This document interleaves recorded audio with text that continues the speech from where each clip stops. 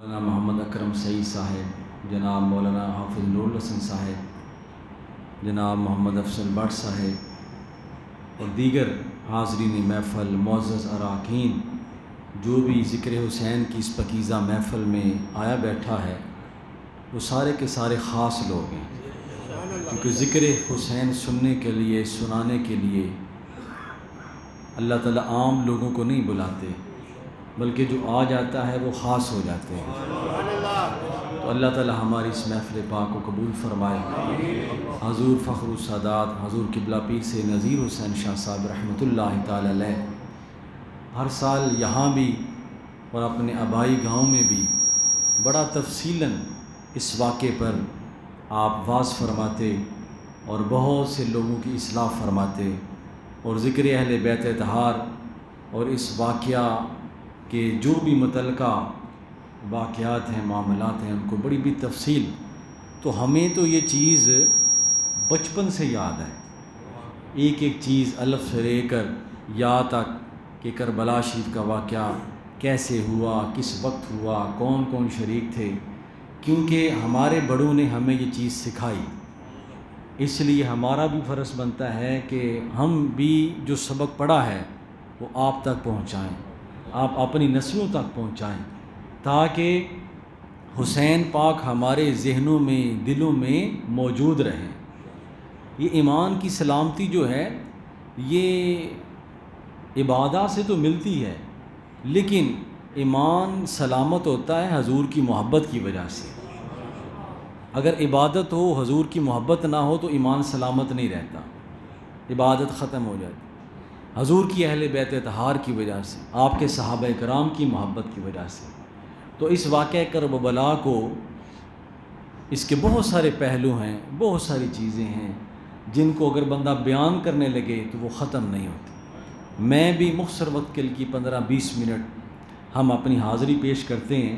میں اپنی تقریر سے پہلے قبلہ رشید صاحب سے کہہ رہا تھا کہ پتہ نہیں کتنے صدیوں سے یہ سلسلہ چلا آ رہا ہے، صدیاں ختم ہو گئیں، لوگ ختم ہو گئے، لکھنے والے ختم ہو گئے، ذکر مصطفیٰ زندہ ہے، ذکر قرآن زندہ ہے، ذکر حسین زندہ ہے اور زندہ رہے گا۔ ہم نے ختم ہو جانا ہے، یہ ذکر ختم نہیں ہونا۔ لیکن جس بندے کی زندگی اس ذکر میں گزری ہے وہ بندہ بھی زندہ رہتا ہے۔ زمین میلی نہیں ہوتی، زمن میلا نہیں ہوتا، محمد کے غلاموں کا کفن میلا۔ جو ذکر حسین کرتے ہیں، ان کی محافل سجاتے ہیں، وہ کبھی مرتے نہیں ہیں۔ وہ ہستیاں جن کا نام لیتے ہیں وہ انہیں مرنے دیتے ہی نہیں ہیں۔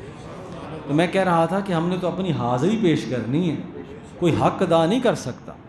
جو نواسہ رسول نے، جو آپ کی اوان و انصار نے، جو آپ کے محبین نے میدان کربلا میں اسلام کا دفاع فرمایا، قرآن کا دفاع فرمایا، نیزے کی نوک پر چڑھ کے، اور حضور کی ناموس کا دفاع فرمایا، دین اسلام کا دفاع فرمایا، یہ اس کا حق تو کوئی نہیں ادا کر سکتا۔ تو ہم جو ہے بیٹھتے ہیں، ان کا نام لیتے ہیں، ہو سکتا ہے ان کے نام کی، یقیناً ان کے نام کی برکت سے ہمارا بھلا ہو جائے، ایمان سلامت رہ جائے اور اگلے جہان میں کامیابی مل جائے۔ تو میرے دوستو، حضرت امام علی مقام وہ عظیم حضور کا خاندان، جس خاندان جیسا کوئی خاندان نہیں ہے، جن کی پاکیزگی اور طہارت کی گواہی خود قرآن دیتا ہے، بلکہ قرآن اترا ہی اس گھر میں ہے۔ قرآن تو اترا ہے، ہم تو صرف پڑھنے پڑھانے والے ہیں۔ قرآن اترا ہے ان کے گھر میں، حضور کے سینہ میں، حضرات حسنین کریمین کے پاس وہ قرآن اترا ہے۔ تو بہت ساری چیزیں ہیں، صرف ایک دو باتیں محبت کی، ایک دو بات شہادت کی میں بیان کر کے پھر ہم دعا کرتے ہیں۔ کہ ایک بڑی محبت کا واقعہ میں پڑھ رہا تھا کہ ایک دفعہ نا حضرت عثمان غنی رضی اللہ تعالیٰ عنہ نے سرکار کی دعوت فرمائی۔ دعوت کرنی چاہیے، اگر میں یا کوئی اور بندہ میری دعوت کرے تو یہ حضور کی سنت ہے، لیکن غور کریں دعوت حضرت عثمان غنی کر رہے ہیں، یہ بھی شہید ہوئے، مظلومیت کے ساتھ شہید ہوئے، اور امیر المومنین تھے، کسی پر تلوار نہیں اٹھائی، بہت کچھ کر سکتے تھے، لیکن آپ نے فرمایا میری وجہ سے کہیں مدینہ میں خون خرابہ نہ ہو جائے. اسی چیز کو حضرت امام علی مقام نے پیش نظر رکھا، لیکن جب تلوار اٹھانی پڑی تو پھر تلوار اٹھائی، کیونکہ خون حیدری تھا.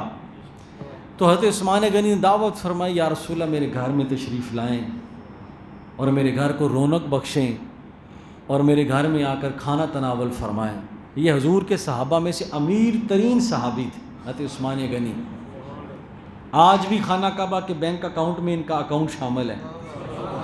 ہیں جی، ہر موقع پر اس حضور کے عظیم صحابی نے شانہ بشانہ حضور کی مدد فرمائی. ینصرون اللہ ورسولہ اولئک هم الصادقون، وہ لوگ جو اللہ کی مدد کرتے ہیں، اس کے محبوب کی مدد کرتے ہیں، وہ سچے لوگ ہیں. اللہ نے ان کی پہلے گواہی دے دی تو حضور نے قبول فرمائی. اب جب حضور چل رہے ہیں نا حضرت عثمان غنی کے گھر کی طرف، تو حضرت عثمان غنی حضور کے ہر قدم کو گنتے تھے، ہر قدم کو گنتے تھے. جب حضور دروازے پر پہنچے تو آپ نے فرمایا عثمان یہ کیا کر رہے ہو، میرے ہر قدم کو کیوں گن رہے ہو؟ یا رسول اللہ کہاں سے یہ نصیبہ جاگتا ہے، کس کے گھر میں آپ کا کھانا ہو، تو میں چاہتا ہوں کہ جتنے قدم چل کر آئے ہیں اتنے غلام آزاد کر دوں، اتنے غلام صدقہ کر دوں، آزاد کر دوں، آزادی کی نعمت انہیں دے دوں. حضور بڑے خوش ہوئے، دعائیں کی. حضرت علی بھی اس دعوت میں موجود تھے. گھر واپس آئے نا تو سیدہ طیبہ طاہرہ حضرت سیدہ کائنات رضی اللہ تعالی عنہا و سلام اللہ علیہا آپ سے حضرت علی نے جا کر کہ حضرت عثمان نے بڑی پیاری دعوت فرمائی ہے، اور انداز بڑا عجیب تھا کہ ہر قدم پر ایک غلام آزاد. تو اللہ تعالیٰ ہمیں بھی یہ توفیق عطا فرمائے کہ ہم بھی حضور کی دعوت کریں. تو آپ نے فرمایا کہ اے میرے زوج مکرم، آپ بھی اللہ کے نبی کو دعوت دیں. کائنات کے شہنشاہ ہیں لیکن بظاہر گھر میں کچھ نہیں ہے. حضرت سیدہ کائنات چکی پیستی ہیں جی، اور چکی پیستی ہیں تو ہاتھوں میں چھالے پڑ جاتے ہیں، لیکن راتوں کو جاگتی ہیں اور کہتی ہیں یا اللہ اتنی رات چھوٹی کیوں بنائی ہے کہ تیری بندی فاطمہ ایک سجدہ پورا نہیں کر سکتی. یہ جو قبلہ حافظ صاحب بیان فرما رہے تھے نا کہ حضرت علی ایک رکاب سے دوسری رکاب تک پورا قرآن، یہ میری اور آپ کی عقل میں نہیں آ سکتی. ہم کیوں تولنے والے لوگ ہیں، یہ کیسے ہو سکتا ہے؟ یہ ان کے لیے ہو سکتا ہے، ہمارے لیے نہیں ہو سکتا. جن کے بارے میں اللہ کے نبی نے فرمایا القرآن مع علی والعلی مع القرآن، کہ قرآن علی کے ساتھ ہے اور علی قرآن کے ساتھ ہے. ان کو پتہ ہے کہ الحم سے لے کر والناس تک قرآن پاک میں کیا کیا بیان ہوا ہے. تو فرمایا، اس لیے تو حضرت علی شیر ادا سے کسی یہودی نے پوچھا کہ آپ کہتے ہیں قرآن پاک میں ہر چیز کا بیان ہے، مجھے یہ بتائیں کبھی پانی کی تہہ کے نیچے سورج کی روشنی گئی ہے؟ قرآن پاک میں اس کا ذکر ہے. اب اگر بندہ کسی قاری سے عالم سے پوچھے تو اسی پر وہ بھاگ جائے. لیکن وہ حضرت علی تھے جن کے بارے میں حضور نے فرمایا انا مدینۃ العلم وعلی بابھا، میں علم کا شہر ہوں، علی اس کا دروازہ ہیں جی. تو آپ نے فرمایا اسی وقت جواب دیا، ہاں فرمایا بالکل جاتا ہے کہ سورج کی روشنی سمندر کی تہہ تک جاتی ہے. قرآن پاک میں کہاں ذکر ہے؟ آپ نے فرمایا قرآن پاک میں ہے کہ جب حضرت موسیٰ علیہ السلام نے وہ اللہ کے حکم سے اپنا عصا پانی پر مارا تو پانی دو رخ اختیار کر گیا، درمیان میں رستہ بن گیا تو سورج کی روشنی رستے پہ پڑ گئی. عین پانی کے اندر جو ہے وہ سورج کی روشنی چلی گئی. تو یہ قرآن میں اس کا ذکر ہے. تو اس نے کہا کہ میں آپ پر ایمان لیتا ہوں کہ اتنا قرآن پاک کا علم. فرمایا میں شاگرد کس کا ہوں. اس لیے ان لوگوں کو، اس لیے حضرت سیدہ فاطمہ وہ چکی پیستی ہیں ہر وقت قرآن. نیزے کی نوک پر سر ایسے تو قرآن نہیں پڑھ رہا، اس لیے کہ قرآن کے ساتھ تعلق ہی ایسا ہے، ہر وقت قرآن، ہر وقت قرآن. تو فرمایا کہ دعوت دی حضرت علی شیر خدا رضی اللہ تعالیٰ نے، یا رسول اللہ میرے گھر میں بھی تشریف لائیں. حضور مسکرا پڑے ہیں جی. ہر ایک کا مقصد ہے کہ اللہ کے نبی ہم سے راضی ہو جائیں. تو حضرت علی نا دعوت دے کے تو آپ واپس تشریف لے آئے. اور فرمانے لگے کہ اے سیدہ فاطمہ، اگر صحابہ کرام تشریف لے آئے ساتھ تو کیا اہتمام کرنا ہے؟ فرمایا آپ نے دعوت دے دی ہے؟ فرمایا دعوت دے دی ہے۔ فرمایا ہمارا کام تھا دعوت دینا، اگلا بندوبست اللہ نے کرنا ہے، ہمارے مالک نے کرنا ہے۔ اسے پتہ ہے کہ ہمارے گھر میں کیا ہے اور ہمیں پتہ ہے کہ اللہ کے پاس کیا ہے۔ ہمارا کام تھا حضور کو بلانا، دعوت دینا۔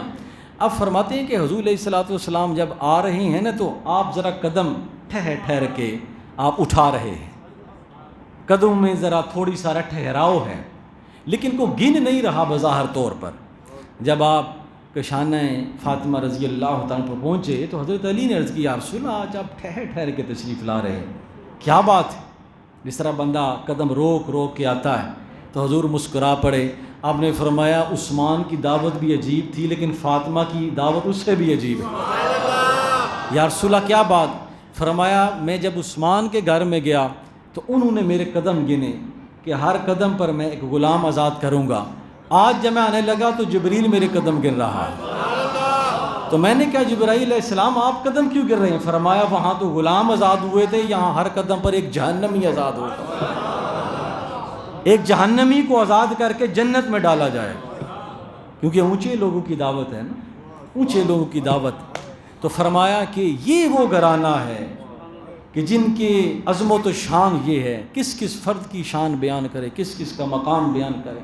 حسنین کریمین ہوں، ان کے شہزادے ہوں، ان کی اولاد ہو، ان کا خاندان ہو۔ حضرت امام سلمان بن عبد الملک بن امیہ کا حلیفہ ہے، تو ایک دفعہ یہ خانہ کعبہ میں گیا، بادشاہ تھا، اور بادشاہوں کے اپنے مزاج ہوتے ہیں، وہ کہتے ہیں کہ ہم جائیں تو اور کوئی نہ آئے یا سارے پیچھے ہٹ جائیں۔ یہ خانہ کعبہ میں داخل ہوا، کہنے لگا میں نے حجر اسود کا بوسہ لینا ہے، بندوں کو ہٹاؤ، پیچھے کرو تاکہ میں حجر اسود کا بوسہ لے لوں۔ تو بندے نہ ہٹے، اپنے اس وقت بھی رش ہوتا تھا، آج بھی رش ہے، قیامت تک رش رہنا۔ جو بھی حجر اسود کا بوسہ لینے کے لیے جائے گا اسے دھکم پیل، کیونکہ بہت بڑی سعادت کی جگہ ہے، یہ کوئی مٹھائی کا ڈبہ تھوڑا ہے، یہ تو بہت بڑی سعادت کی جگہ ہے، جو بھی جائے گا دھکے تو لگیں گے۔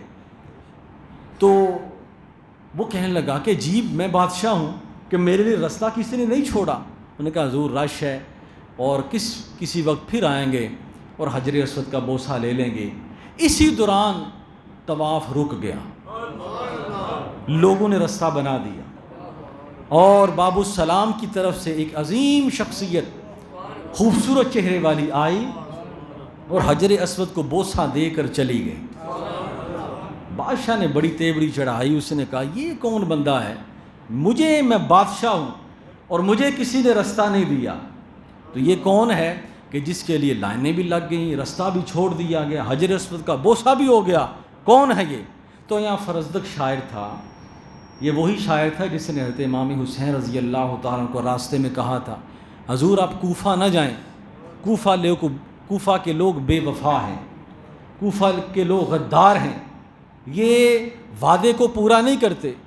آپ کے والد گرامی حضرت علی شیر خدا رضی اللہ تعالیٰ کو بھی ان لوگوں نے شہید کر دیا، اس لیے اب واپس جائیں، یہ دھگا کریں گے اور یہ آپ کا ساتھ نہیں دیں گے، لیکن جو وعدہ آپ نے کیا تھا وہ پورا کرنا تھا۔ تو وہاں فرزدق شاعر تھا، اس نے بادشاہ سے کہا بادشاہ میں تمہیں بتاتا ہوں کہ یہ کون ہے، یہ خاندان بنو ہاشم، خاندان رسالت اور خاندان حسنین پاک کا وہ عظیم چراغ ہے جسے لوگ امام زین العابدین کہتے ہیں۔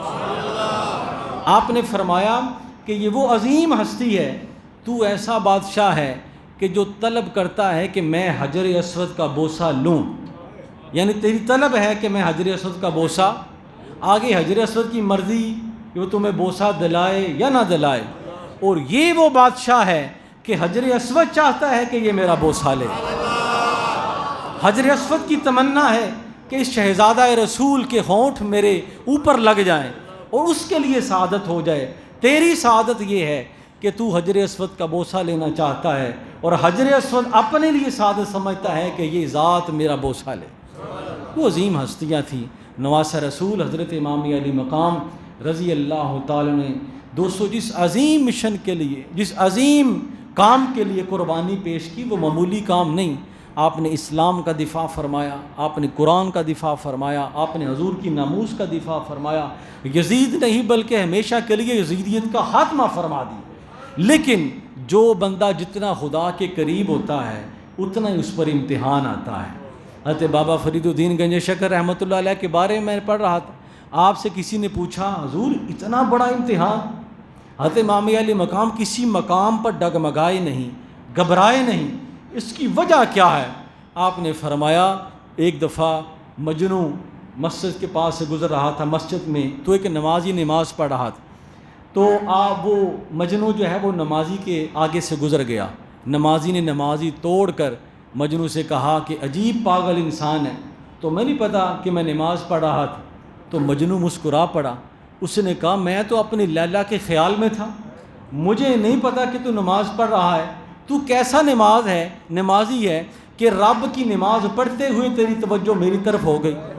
تو نمازی نہیں، تو جھوٹا بندہ ہے، میں مخلوق کی خیال میں تیری نماز کو بھول گیا، تو خالق کے خیال میں میری طرف توجہ تیری کیسے ہوگی؟ آپ نے فرمایا حسین پاک گھبراتے کیوں؟ حسین پاک جو ہے وہ لکھڑاتے کیوں؟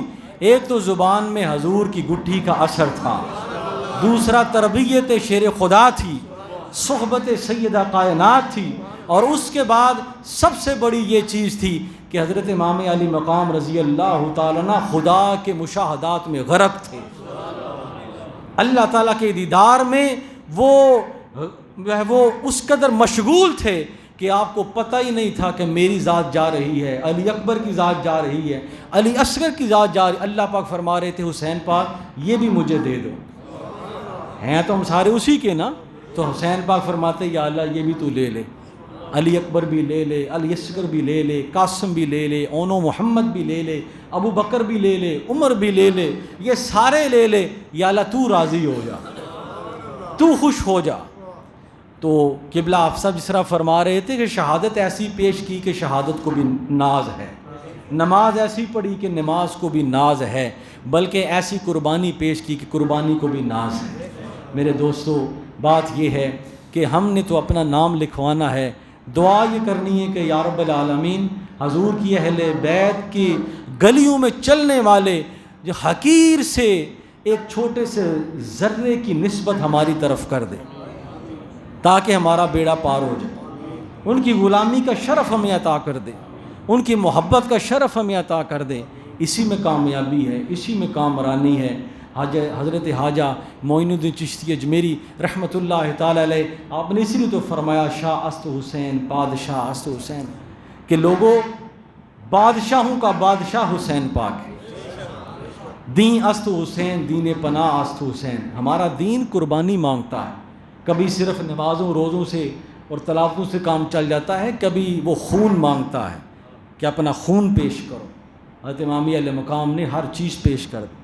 سیدہ زینب سلام اللہ علیہا جب آپ یزید کے دربار میں پیش ہوئی نا، تو اس نے بڑی بری نگاہ سے دیکھا، تو آپ کی کنیزیں آپ کے سامنے ہے، گسنا بدبخت یہ حضور کا خاندان ہے جن پر جبرائیل کی نگاہ بھی نہیں پڑی۔ تو یزید نے ایک آیت پڑھی، اس نے کہا تو عز من تشاء وتذل من تشاء، اللہ جسے چاہتا ہے عزت دیتا ہے، جسے چاہتا ہے ذلت دیتا ہے۔ اس مقام پر حق بولنا یہ سیدہ زینب کا کمال ہے،